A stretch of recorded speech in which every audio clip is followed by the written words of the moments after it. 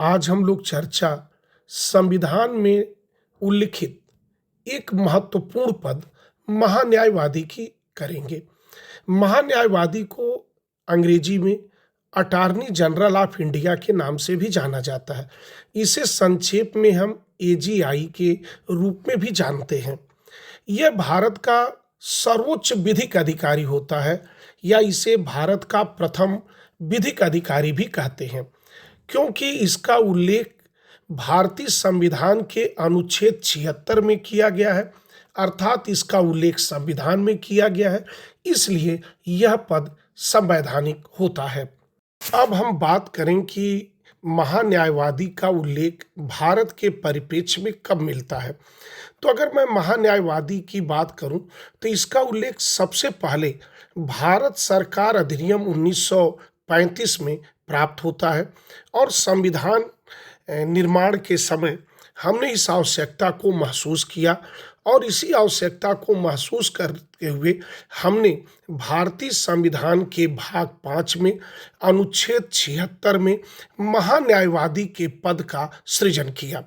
अब हम बात करते हैं कि महान्यायवादी की नियुक्ति कैसे होती है। तो अगर मैं बात करूं तो इसका उल्लेख भारतीय संविधान के अनुच्छेद 76 खंड 1 में दिया गया है कि इसका जो नियुक्ति प्राधिकारी होगा वह राष्ट्रपति होगा। राष्ट्रपति तो नियुक्ति करेगा, लेकिन वह मंत्रिमंडल के सलाह पर यह नियुक्ति करता है।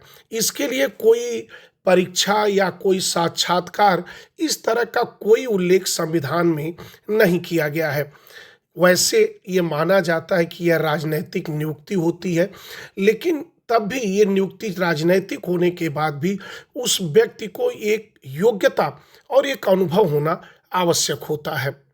अब हम बात करते हैं कि महान्यायवादी बनने की क्या योग्यता निर्धारित की गई है। तो अगर मैं महान्यायवादी के योग्यता की बात करूं तो पहली योग्यता तो यही है कि वह भारत का नागरिक होना चाहिए। अगर दूसरे बिंदु की बात करें तो व्यक्ति को सर्वोच्च न्यायालय के न्यायाधीश बनने की योग्यता रखनी चाहिए। अब ये प्रश्न उठता है कि सर्वोच्च न्यायालय के न्यायाधीश बनने की योग्यता क्या है। तो या तो वह कम से कम 5 वर्ष तक किसी उच्च न्यायालय में न्यायाधीश के रूप में काम किया हो, या एक से अधिक उच्च न्यायालयों में कम से कम 10 वर्ष तक उसने वहाँ पर वकालत की हो, तो वह उच्चतम न्यायालय का न्यायाधीश बनने की योग्यता रखता है, अर्थात वह महान्यायवादी भी बनने की योग्यता रखता है। अगर वहीं पर अगले बिंदु की बात करें तो उसको राष्ट्रपति की राय में एक प्रख्यात विद्वता भी होना आवश्यक होती है। वैसे अगर अगली बात करें इसकी उम्र सीमा की, तो इसकी उम्र सीमा का कोई उल्लेख संविधान में नहीं किया गया है कि इसकी उम्र सीमा कितनी न्यूनतम होनी चाहिए और कितनी अधिकतम होनी चाहिए। इन दोनों पर संविधान मौन है। अब इनके कार्यकाल के बारे में बात करते हैं। संविधान में इनके कार्यकाल के बारे में कुछ नहीं कहा गया है। संविधान में अगर कार्यकाल की बात करें तो ये राष्ट्रपति के प्रसाद पर्यंत ये अपने पद पर बने रहते हैं, अर्थात राष्ट्रपति का प्रसाद पर्यंत का मतलब होता है जब तक राष्ट्रपति चाहे, और जब तक राष्ट्रपति चाहे का तात्पर्य होता है जब तक मंत्रिमंडल चाहे तब तक महान्यायवादी अपने पद पर रह सकता है। तो हम बात महान्यायवादी को कैसे हटाया जा सकता है इसकी चर्चा करते हैं। अगर मैं महान्यायवादी के हटाने की बात करूं तो इसका संविधान में कोई उल्लेख नहीं है कि इसको महाभियोग लगाकर हटाया जाएगा या कैसे हटाया जाएगा। तो इसका मतलब है कि सामान्य रूप से जब राष्ट्रपति चाहेगा तो इन्हें अपने पद से हटा देगा, या महान्यायवादी खुद इस्तीफा देकर इस पद से हट सकता है। इसलिए इसके लिए कोई प्रावधान हटाने के लिए संविधान में नहीं किया गया है। अब हम महान्यायवादी के वेतन की बात करते हैं। तो अगर मैं वेतन की बात करूं तो इनका वेतन भारत की संचित निधि से दिया जाता है। वेतन और भत्ते जो भी होते हैं वह संसद द्वारा निर्धारित की जाते हैं, और इनको जो दर्जा प्राप्त होता है, जो कैबिनेट मंत्री होता है, उस कैबिनेट मंत्री के समान इनको दर्जा प्राप्त होता है। अर्थात जो एक कैबिनेट मंत्री को सुविधाएं प्राप्त होती हैं वे सभी सुविधाएं एक महान्यायवादी को भी प्राप्त होती हैं। हम बात महान्यायवादी के कार्य की करते हैं। महान्यायवादी का क्या कार्य है, क्या कर्तव्य है, इसका उल्लेख भारतीय संविधान के अनुच्छेद 76 के खंड 2 में किया गया है। अगर मैं एक एक कार्यों की बात करूं तो सबसे पहला कार्य है कि अगर केंद्र सरकार कभी कोई सलाह मांगती है तो वह उसका कर्तव्य है कि वह केंद्र सरकार को सलाह दे। वह सलाह केंद्र सरकार माने या न माने यह उसके ऊपर बाध्यकारी नहीं है, लेकिन महान्यायवादी का कर्तव्य है कि केंद्र सरकार की सलाह मांगने पर वह उसे सलाह दे। वहीं पर अगर राष्ट्रपति ने कोई ऐसा कार्य सौंपा है महान्यायवादी को तो वह भी कार्य महान्यायवादी को करना चाहिए। वहीं पर अगर मैं बात करूं संसद में भागीदारी की, तो कभी कानूनी मसले पर कोई पेच फंस जाए जिसे संसद को अवगत कराना रहे तो ऐसे समय में महान्यायवादी को यह अधिकार दिया जाता है कि वह संसद की कार्यवाही में भागीदार हो सकता है, और यह उसको अधिकार भारतीय संविधान के अनुच्छेद 88 के तहत दिया गया है।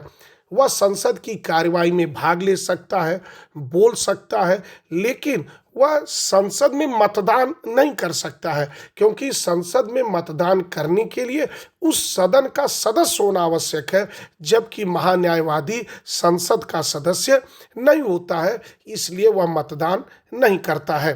पर अगले कार्य की बात करें तो अगर केंद्र सरकार कोई ऐसा कानून बना रही है तो उस कानून के निर्माण में जो कानूनी सहायता है वह काम महान्यायवादी का है, वह महान्यायवादी उसे सहायता दे।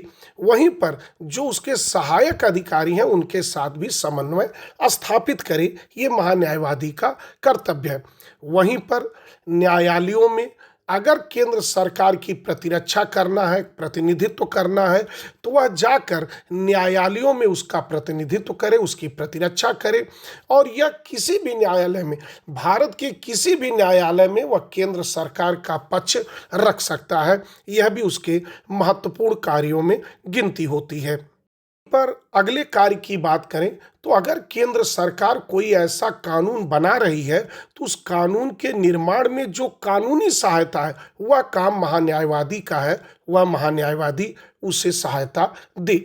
वहीं पर जो उसके सहायक अधिकारी हैं उनके साथ भी समन्वय स्थापित करे, ये महान्यायवादी का कर्तव्य है। वहीं पर न्यायालयों में अगर केंद्र सरकार की प्रतिरक्षा करना है, प्रतिनिधित्व करना है, तो वह जाकर न्यायालयों में उसका प्रतिनिधित्व करे, उसकी प्रतिरक्षा करे, और यह किसी भी न्यायालय में, भारत के किसी भी न्यायालय में वह केंद्र सरकार का पक्ष रख सकता है। यह भी उसके महत्वपूर्ण कार्यों में गिनती होती है। हम महान्यायवादी के बारे में कुछ महत्वपूर्ण तथ्यों की भी चर्चा कर देते हैं। अगर पहली बात करें तो आज तक जितने भी महान्यायवादी हुए हैं सब पुरुष हुए हैं। आज तक कोई भी महिला महान्यायवादी की आज तक, यानी मई 2025 तक जब मैं बात कर रहा हूं, तब तक अभी कोई महिला महान्यायवादी की नियुक्ति नहीं हुई है। वहीं पर अगर कार्यालय की बात करें तो महान्यायवादी का कार्यालय नई दिल्ली में स्थित है, जो कानून मंत्रालय के साथ समन्वय करता रहता है। वहीं पर बात करें तो महान्यायवादी ये केंद्र सरकार का प्रथम वकील होता है, इसलिए यह राज्य सरकारों के लिए कोई कार्य नहीं करता है। वहीं पर राज्य सरकारों के लिए एक अलग व्यवस्था की गई है, वह राज्य के महाधिवक्ता होते हैं, जिन्हें हम अंग्रेजी में एडवोकेट जनरल कहते हैं, और जिसका उल्लेख भारतीय संविधान के अनुच्छेद 165 में किया गया है। तो ये राज्यों के लिए अलग व्यवस्था की गई है, इसलिए महान्यायवादी केवल केंद्र सरकार के प्रतिनिधि होते हैं, इसलिए वह राज्यों का कोई भी कार्य नहीं करते हैं। वहीं पर अगर देखा जाए तो इन्हें निजी प्रैक्टिस करने की अनुमति है, ये अपनी निजी प्रैक्टिस भी कर सकते हैं, बशर्ते कि ये काम ये करें कि कभी ये केंद्र सरकार के विरुद्ध में या न खड़े हों। वहीं पर अगर इनकी सुरक्षा की बात करें तो सुरक्षा और सुविधाएं सब कैबिनेट मंत्री के समकक्ष मिलती हैं। और अगर बात करें कि भारत के पहले महान्यायवादी कौन थे तो एम.सी. सीतलवाड़ थे, जिनका पूरा नाम मोतीलाल चमनलाल सीतलवाड़ था। महान्यायवादी के बात करते समय ही हम भारत के सॉलिसिटर जनरल की भी बात करते हैं। अब मैं बात भारत के सॉलिसिटर जनरल की कर रहा हूं, क्योंकि महान्यायवादी केंद्र सरकार का प्रथम वकील होता है और केंद्र सरकार का वकील होने के कारण भारत के किसी भी भूभाग में उसे जाकर वहां पर केंद्र सरकार का प्रतिनिधित्व करना पड़ता है। ऐसे में उसके पास बहुत से कार्य होते हैं। ऐसे में महान्यायवादी को सहायता एवं सलाह देने के लिए सॉलिसिटर जनरल की नियुक्ति की जाती है, अर्थात ये दूसरे सबसे बड़े कानूनी अधिकारी होते हैं। वैसे इनका उल्लेख संविधान में नहीं किया गया है, लेकिन ये वैधानिक व्यक्ति होते हैं जो महान्यायवादी को सहायता एवं सलाह देते हैं और केंद्र सरकार को भी सहायता एवं सलाह देने का कार्य ये करते हैं। अब हम बात करते हैं कि अभी तक हुए महान्यायवादी कौन कौन थे। अगर मैं उनकी बात करूं तो सबसे पहले जो प्रथम महान्यायवादी भारत के थे वे थे एम.सी. सीतलवाड़, जिनका पूरा नाम मोतीलाल चीमनलाल सीतलवाड़ था। इनकी नियुक्ति 28 जनवरी 1950 को की गई थी और इनकी जो कार्यकाल समाप्त हुआ था वह 1 मार्च 1963 को हुआ था और इस तरह यह 13 वर्ष 32 दिन तक अपने पद पर बने रहे और उस समय के प्रधानमंत्री थे जवाहरलाल नेहरू। और इस तरह के अभी तक जितने भी महान्यायवादी हैं उनकी यहाँ पर चर्चा की गई है, लेकिन उन सब के बारे में चर्चा करना बहुत आवश्यक नहीं है, क्योंकि अधिकतर प्रतियोगी परीक्षाओं में पहले महान्यायवादी या जो इस समय वर्तमान के महान्यायवादी हैं उनकी चर्चा की जाती है। इसलिए हम इस पर कोई और चर्चा न करके इस बात को यहीं रोकते हैं। जैसा कि आज हम लोग महान्यायवादी के बारे में चर्चा किए कि महान्यायवादी का उल्लेख भारतीय संविधान के किस अनुच्छेद में है, उनके कार्य क्या हैं, उनकी नियुक्ति कौन करता है, इन सभी के बारे में हमने चर्चा किया।